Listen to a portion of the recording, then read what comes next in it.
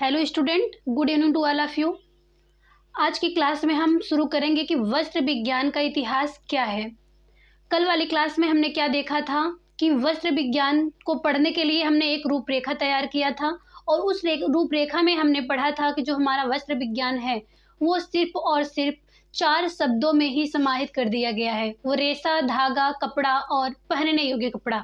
इन 4 शब्दों को हम क्या करते हैं, पूरे वस्त्र विज्ञान में अध्ययन के समय ध्यान रखते हैं और इसके बीच में चारों शब्दों के बीच में कौन कौन सी प्रक्रियाएं हो रही हैं उन सब का ध्यान रखते हैं और एक एक पॉइंट को पढ़ते जाते हैं। आज हम शुरुआत करेंगे कि जो हमारा वस्त्र विज्ञान है उसका इतिहास क्या रहा है और किस प्रकार से उसकी उत्पत्ति हुई, कितनी अवस्थाओं में बांटा गया उसकी उत्पत्ति को, और इसके बाद हम पढ़ते हैं कि वस्त्र विज्ञान का सिद्धांत क्या होता है, किसने क्या कहा है कि वस्त्र क्यों धारण किया जा रहा है। तो सबसे पहले हम पढ़ेंगे कि वस्त्र विज्ञान का इतिहास क्या है। अब हमें देखना है कि जो वस्त्र विज्ञान है, जब मानव ने पहनना प्रारंभ किया तो क्यों पहनना प्रारंभ किया। सबसे पहले हमें देखना है कि जो वस्त्र विज्ञान है, ये वस्त्र विज्ञान सबसे पहले क्यों धारण किया गया। सुरक्षात्मक दृष्टिकोण से। सुरक्षात्मक दृष्टिकोण से सबसे पहले वस्त्रों को सुरक्षात्मक दृष्टिकोण से धारण किया गया। अब ये सुरक्षा किससे है? जानवरों से। जानवरों से सुरक्षा के लिए पहना जा रहा है वस्त्र। और फिर देखना है कि यहाँ पे मौसम के दृष्टिकोण से, मौसम से सबसे पहले क्या हो रहा है, किस वजह से वस्त्रों को धारण किया जा रहा है? मौसम से बचाव के लिए, सुरक्षा के लिए, और फिर जानवरों से सुरक्षा के लिए। अब हमें ये देखना है कि वस्त्र को हमने सुरक्षात्मक दृष्टिकोण से पहनना तो प्रारंभ किया, लेकिन इसमें कौन कौन से पॉइंट हैं जो सबसे इम्पोर्टेंट है। अब हमें देखना है कि जो वस्त्र विज्ञान है वो की जो उत्पत्ति की जा रही है वो कितनी अवस्थाओं में उत्पत्ति को बांट दिया गया है।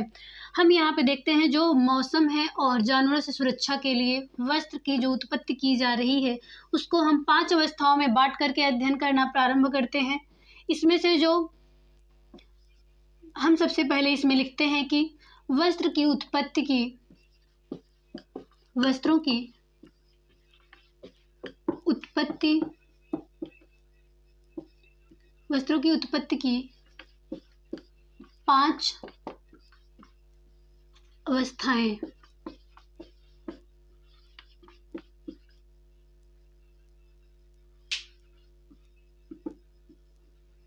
वस्त्रों की जो उत्पत्ति की जा रही है उसको 5 अवस्थाओं में बांट दिया गया है। सबसे पहले अवस्था अगर हम इसमें पढ़ते हैं तो वो अवस्था है नग्न अवस्था।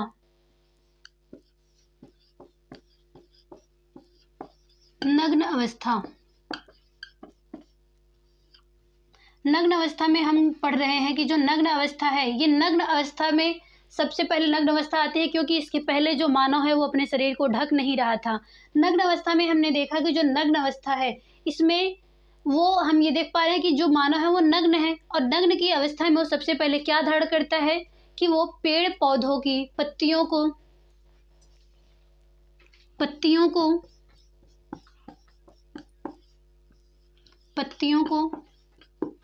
छाल को, पेड़ों की छाल को,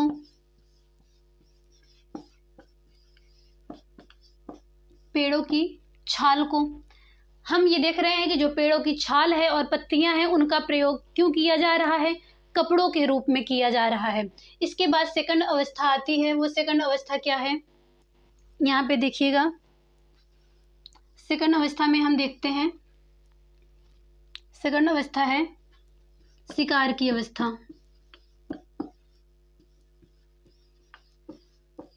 शिकार की अवस्था।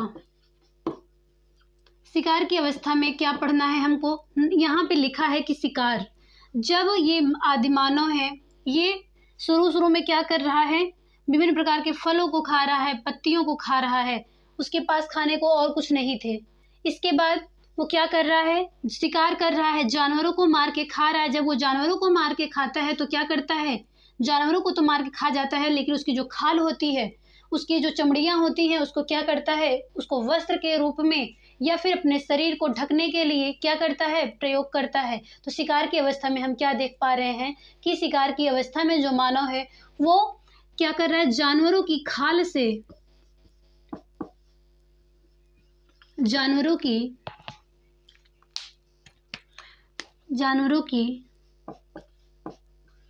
खाल से, जानवरों की खाल से वो क्या कर रहा है, अपने शरीर को ढक रहा है।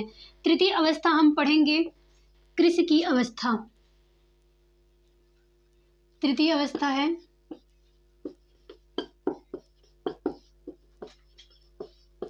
कृषि की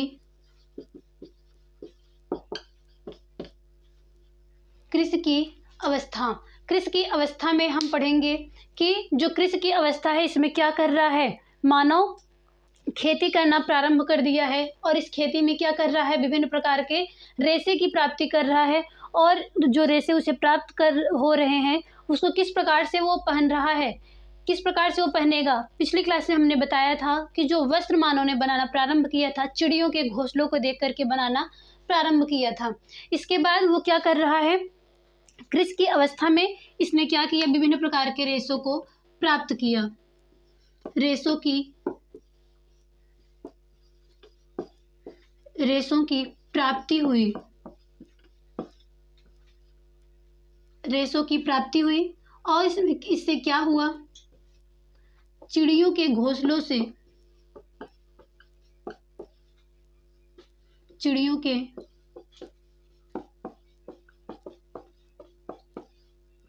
घोंसलों को देखकर वस्त्र बनाना प्रारंभ किया। चिड़ियों के घोंसलों को देख करके क्या कर रहा है, वस्त्रों को बनाना प्रारंभ कर रहा है। ये हमारी तीन अवस्थाएं थी, नग्न अवस्था, शिकार की अवस्था और कृषि की अवस्था। चौथा पॉइंट हम पढ़ेंगे यहाँ पे सामाजिक अवस्था। सामाजिक अवस्था, इस सामाजिक अवस्था में ये देखा गया कि जो हमारा समाज है, जो व्यक्ति थे उनको क्या किया गया, 4 वर्गों में बांट दिया गया। जब इन्हें 4 वर्गों में बांट दिया गया तो क्या हुआ, उनके कार्यों के आधार पर हम देख पा रहे हैं कि उनके वस्त्र मिल रहे हैं, वो उस प्रकार से वस्त्रों को धारण कर रहे हैं। और जो इन्हें 4 वर्गों में बांटा गया सामाजिक अवस्था में पहुंचकर, वो 4 अवस्थाएं कौन कौन सी थी, ब्राह्मण, क्षत्रिय, वैश्य और शूद्र। ये जो चारों अवस्थाएं हैं वो क्यों बांटी गई हैं, किस लिए बांटी गई हैं, उसमें ये देखा गया कि उनके कार्यों के आधार पर उनको क्या किया कर दिया गया, कई वर्गों में बांट दिया गया। जिसमें हमें ये देखना है कि कौन कौन सी अवस्थाएं हमने बताया, ब्राह्मण, क्षत्रिय, वैश्य और शूद्र। ये 4 सामाजिक अवस्थाएं थी जिनमें क्या किया गया, मानव को बांट दिया गया। और ये अवस्थाएं हमें कहाँ देखने को मिल रही हैं, इसमें ये 4 अवस्थाएं जो हमें देखने को मिल रही हैं वो है भारत,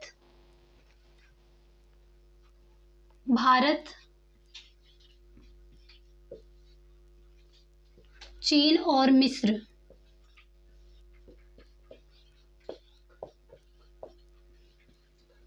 भारत, चीन और मिस्र, यहाँ पे हमें ये चारों अवस्थाएं देखने को मिल रही हैं। इसके बाद 5th अवस्था हम देखते हैं। ये जो 5th अवस्था है, इस 5th अवस्था को आधुनिकीकरण या आधुनिक या विज्ञान की अवस्था।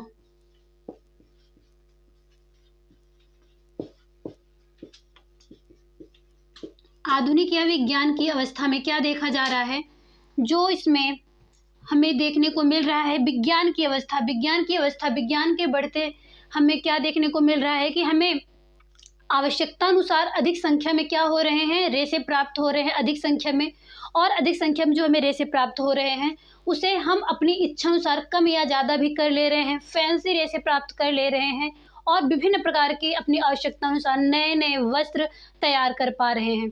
इसमें हमें ये लिखना है कि जो विज्ञान की अवस्था हमें देखने को मिल रही है, इसमें हमने क्या देखा कि आवश्यकता अनुसार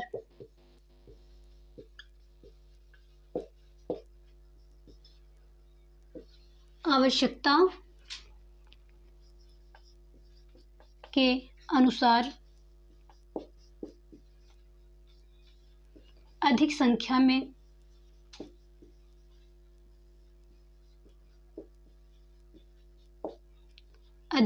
में और क्या देखने को मिल रहा है? सुंदर। आवश्यकता के अनुसार अधिक संख्या में भी प्राप्त हो रहे हैं और सुंदर रेशे और वस्त्र हमको प्राप्त हो रहे हैं। तो हमने क्या देखा कि जो ये वस्त्र विज्ञान का इतिहास है, हमने वस्त्र विज्ञान के इतिहास को पढ़ना प्रारंभ किया तो इसमें हमने देखा कि जो हम वस्त्र पहनना प्रारंभ करेंगे, क्यों करेंगे? सुरक्षा के दृष्टिकोण से पहनना प्रारंभ करेंगे। जो सुरक्षा हम कर रहे हैं वो क्यों कर रहे हैं? मौसम से और जानवरों से सुरक्षा कर रहे हैं। जब हम बात करते हैं वस्त्र विज्ञान की उत्पत्ति की, तो इसकी उत्पत्ति को 5 अवस्थाओं में हमने बांट दिया है। ये 5 अवस्थाएं कौन कौन सी हैं? नग्न अवस्था, शिकार की अवस्था, कृषि की अवस्था और सामाजिक अवस्था। इन 5 अवस्थाओं में हमने क्या देखा कि जो नग्न अवस्था है, इस अवस्था में जो मानव है वो कोई कपड़े नहीं पहन रहा था उसके पहले। तो इसमें ये देखने को मिला जो पेड़ पौधे हैं उनकी पत्तियों को, उनकी छाल को धारण करना प्रारंभ किया, अपने शरीर को ढकना प्रारंभ किया। क्यों ढकना प्रारंभ किया? वो अपने आप को क्या कर रहा है? सुरक्षा दे रहा है। सुरक्षा किससे? मौसम से और जानवरों से दे रहा है। शिकार की अवस्था में देखा कि जो मानव शिकार कर रहा है, जानवरों को मार के खा जा रहा है, उसके जो खाल हैं जानवरों के, उनको धारण करना प्रारंभ किया। तृतीय अवस्था में हमने देखा कृषि की अवस्था। कृषि की अवस्था में देखा कि जो मानव है उसको रेशों की प्राप्ति हो गई है। रेशों की प्राप्ति के बाद वो क्या देखा? चिड़िया जिस प्रकार से घोंसलों को बना रही है और क्या कर रही है? उन तिनकों को आपस में गूंथ डालती है। उसी प्रकार से मानव क्या करता है? कृषि करता है, उसे रेशे की प्राप्ति होती है और रेशों की प्राप्ति से वो क्या करता है? विभिन्न प्रकार के सुंदर और आकर्षक वस्त्र तैयार करता है। इसके बाद हम क्या देखने को हमें मिलता है कि जो हमारा समाज है, जो मानव थे उनको क्या किया गया? 4 अवस्थाओं में बांटा गया। ब्राह्मण, क्षत्रिय, वैश्य और शूद्र। उनके कार्यों के आधार पर उनके समाज का विभाजन कर दिया गया और इसमें देखा गया कि ये जो चारों वर्ग हैं, इन चारों वर्गों को भारत, चीन और मिस्र में पाया जा रहा है। इन 3 जगहों पे क्या किया गया? समाज का विभाजन किया गया। इसके बाद हमें 5th अवस्था देखने को मिलती है, आधुनिक या विज्ञान की अवस्था। जब बात होती है आधुनिक और विज्ञान की अवस्था, ये जो आज की अवस्था है, इसमें विभिन्न प्रकार के नए नए रेशे हमें देखने को मिल रहे हैं और ये जो विभिन्न प्रकार के नए नए रेशे देखने को मिल रहे हैं, इनसे क्या किया जा रहा है? विभिन्न प्रकार के आकर्षक और सुंदर वस्त्र तैयार किए जा रहे हैं। जब नग्न अवस्था थी, कृषि की अवस्था और शिकार की अवस्था थी, तो उसमें हमें सीमित रेशे प्राप्त हो रहे थे। लेकिन जब आधुनिक अवस्था आती है तो इसमें इच्छानुसार, आवश्यकतानुसार अधिक संख्या में और अधिक सुंदर से सुंदर क्या किए जा रहे हैं? हमें वस्त्रों की प्राप्ति हो रही है। तो ये रहा हमारा वस्त्र विज्ञान का इतिहास। एक बार इनका पूरा आप लोग स्क्रीनशॉट ले लीजिए।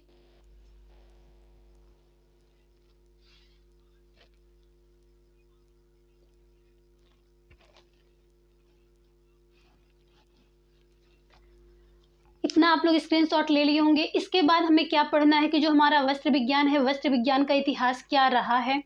और हमने ये पढ़ लिया कि वस्त्र विज्ञान का इतिहास क्या रहा है। आगे हमें पढ़ना है कि वस्त्र विज्ञान का सिद्धांत, वस्त्रों का जो सिद्धांत है उसमें क्या क्या बातें बताई जा रही हैं, कितने सिद्धांत दिए गए हैं, आगे ये सब हम पढ़ते हैं। पिछली क्लास में जितने भी आपको टॉपिक बताए गए हैं वस्त्र विज्ञान के अध्ययन के लिए, वो आप सब क्रम से अगर पढ़ते जाएंगे तो कहीं पर भी कोई भी समस्या नहीं आएगी। एक नोट्स बनाते जाइए, एक सीक्वेंस है, इसमें कहीं भी कोई भी समस्या अगर हो तो आप लोग ज़रूर पूछ लिया करिए। इसमें सबसे पहले हमें देखना है कि जो हमारा वस्त्र विज्ञान का सिद्धांत है, वस्त्र विज्ञान का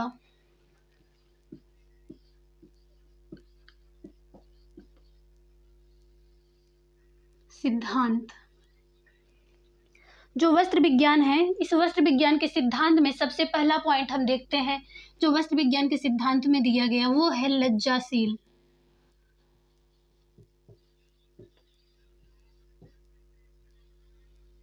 लज्जाशील सिद्धांत।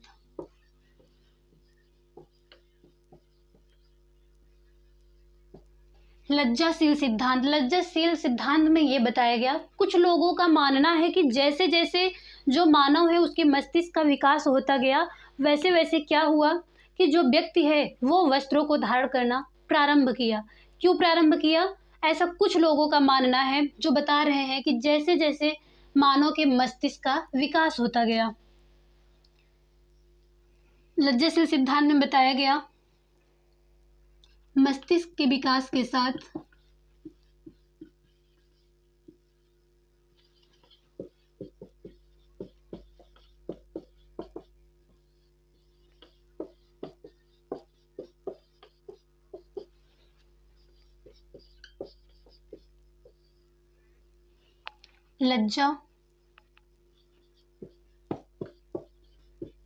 लज्जा आ जाने से वस्त्र धारण करना प्रारंभ किया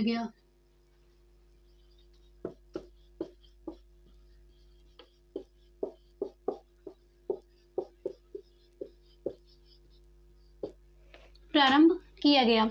दूसरा पॉइंट हमें ये देखना है कि दूसरा सिद्धांत बताया गया उसमें बताया गया अलज्जाशील सिद्धांत।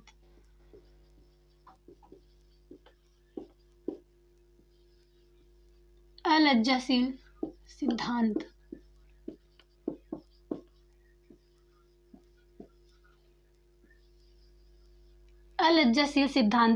अलज्जाशील सिद्धांत में ये बताया गया, जैसे हमने यहाँ देखा लज्जाशील सिद्धांत में क्या किया जा रहा है। कुछ लोगों का ये बताना है कि जब धीरे धीरे मस्तिष्क का विकास हुआ तो लोगों में शर्म डेवलप हुई, लज्जा आई, उसकी वजह से क्या किया, वस्त्रों को धारण करना प्रारंभ कर दिया। लेकिन अलज्जाशील सिद्धांत में ये बताया जा रहा है कि जिस प्रकार से किसी वस्त्रों को ढक कर रखा जाता है तो क्या होता है, किसी व्यक्ति को उसे देखने की इच्छा जागृत होती है, देखना चाहता है कि इस जो भी सामग्री ढक कर रखी गई उसके अंदर क्या चीज़ें ऐसी छिपी हुई हैं। तो अलज्जाशील सिद्धांत में कुछ वैज्ञानिकों का ये मानना है कि जो अलज्जाशील सिद्धांत दिया गया इसमें भी सेम यही चीज़ें दिखाई गई कि लोग अपने आप को क्या सुंदर दिखाने के लिए, लोगों को अपनी तरफ आकर्षित करने के लिए क्या किया, अपने वस्त्रों को धारण करना प्रारंभ किया। इसमें जो बताया गया वो क्या है, लोगों को अपनी तरफ आकर्षित करने के लिए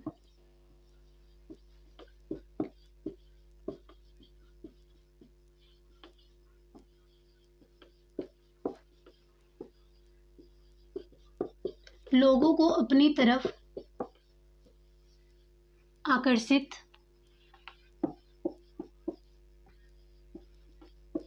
करने के लिए वस्त्रों को धारण करना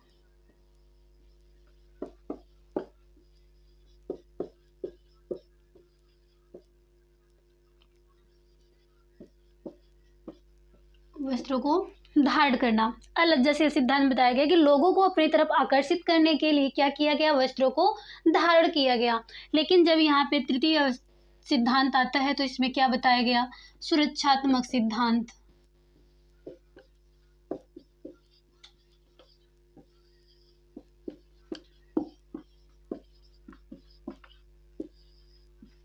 सुरक्षात्मक सिद्धांत में ये बताया जा रहा है कि जो ये सुरक्षात्मक सिद्धांत है, जिस प्रकार से हमने इतिहास में देखा कि वस्त्रों को धारण करना ही मनुष्य ने क्यों प्रारंभ किया था, अपने आप को सुरक्षा देने के लिए मौसम से और जानवरों से, वैसे ही यहाँ पे सुरक्षात्मक सिद्धांत में बताया गया कि आप सब कितना भी लज्जाशील अलज्जाशील सिद्धांत की बात कर लीजिए, लेकिन जो दृष्टिकोण यहाँ पे बताया जा रहा है, सिद्धांत बताया जा रहा है, उसमें क्या बताया जा रहा है कि सुरक्षात्मक सिद्धांत जो व्यक्ति है उसको क्या करना है, अपने आप को सुरक्षित रखने के लिए ही वस्त्रों को धारण करना है।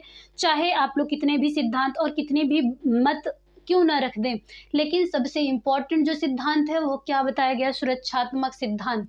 सुरक्षात्मक में क्या बताया गया, अपने आप को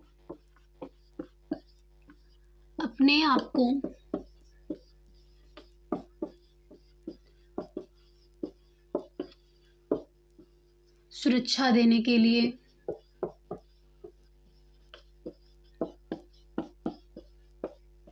अब ये सुरक्षा जो है वो सिर्फ और सिर्फ इसके पहले इतिहास में क्या किया गया था कि जो मानव था वो क्या किस लिए पहन रहा था, जानवरों और मौसम से सुरक्षा के लिए। लेकिन जब बात आती है सुरक्षात्मक सिद्धांत की तो इसमें सिर्फ और सिर्फ ये 2 पॉइंट ही नहीं बल्कि क्या किए गए, इसमें और भी चीज़ें ऐड कर दी गई। चाहे वो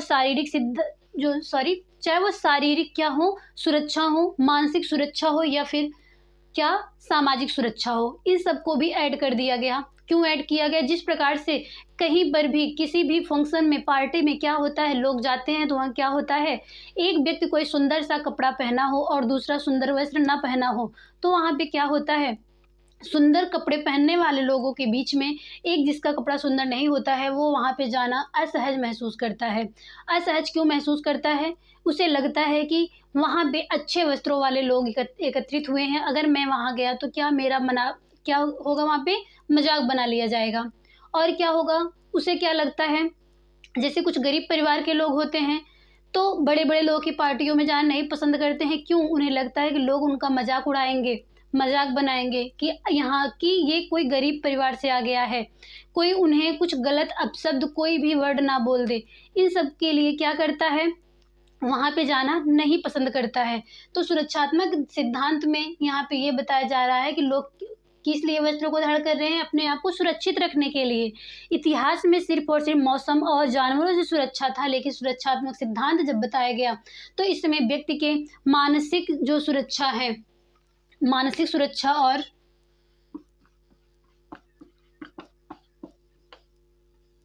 सामाजिक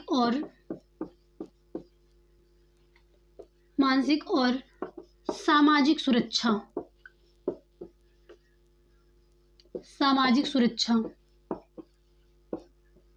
मानसिक और सामाजिक सुरक्षा को भी इसमें क्या कर दिया गया, ऐड कर दिया गया। इसके बाद जो फोर्थ सिद्धांत हम लोग पढ़ते हैं उसमें क्या है, सजावट का सिद्धांत या सजावटी सिद्धांत।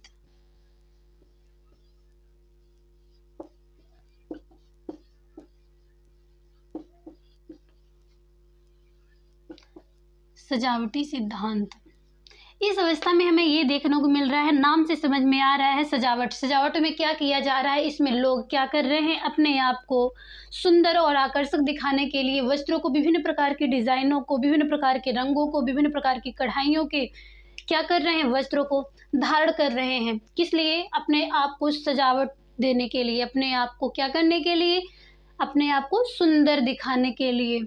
इसमें लिखिएगा, लोग स्वयं को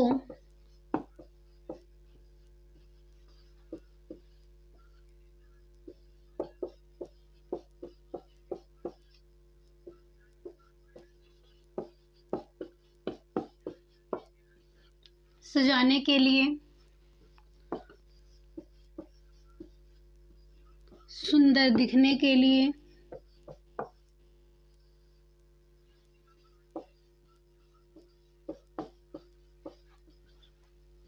वस्त्र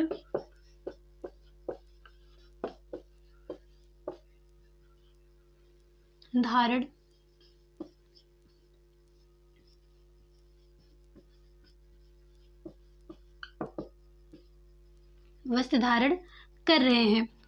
ये रहा हमारा पूरा वस्त्र विज्ञान का सिद्धांत, जिसमें बताया जा रहा है कि लज्जाशील सिद्धांत। लज्जाशील सिद्धांत में क्या बताया जा रहा है, जो मानव है वो क्या कर रहा है, इसमें बताया जा रहा है कि जैसे जैसे व्यक्ति के मस्तिष्क का विकास होता गया, उसमें शर्म डेवलप हुई, और शर्म डेवलप होने के साथ ही साथ उसे क्या हुआ, वस्त्रों को उसने पहनना प्रारंभ किया। इसके बाद अलज्जाशील सिद्धांत में क्या बताया जा रहा है कि लोगों ने क्या किया, लोगों को, जो अन्य लोग हैं उनको क्या किया, अपने तरफ आकर्षित करने के लिए विभिन्न प्रकार के वस्त्रों को पहनना प्रारंभ किया।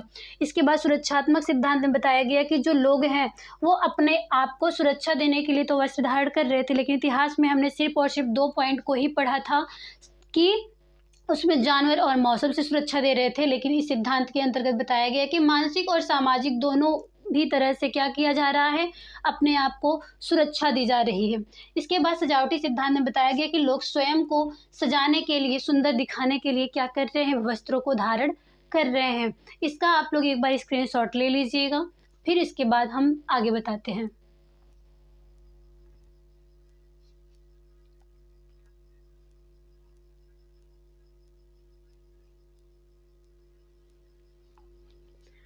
जहाँ तक मुझे लगता है कि ये सारे सिद्धांत और इतिहास को हम आप लोग को अच्छे से समझा पाए होंगे। इसके बाद नेक्स्ट क्लास में हम आप लोग को बताएंगे कि रेशा क्या है, रेशे का वर्गीकरण क्या है, रेशे को किस प्रकार से हम क्या कर रहे हैं, अध्ययन कर रहे हैं, कहाँ कहाँ से हम रेशे प्राप्त कर रहे हैं, चाहे वो प्रकृति से प्राप्त हो रहे हों, क्या जंतुओं से प्राप्त हो रहे हैं, कौन सी चीज़ें खनिज से प्राप्त हो रही हैं, और क्या कुछ रेसे ऐसे भी हैं जो हमें कृत्रिम से प्राप्त हो रहे हैं। इस प्रकार से हम एक एक पॉइंट को आगे पढ़ते जाते हैं और अगली क्लास में हम एक सीक्वेंस से पढ़ेंगे। तब तक के लिए धन्यवाद।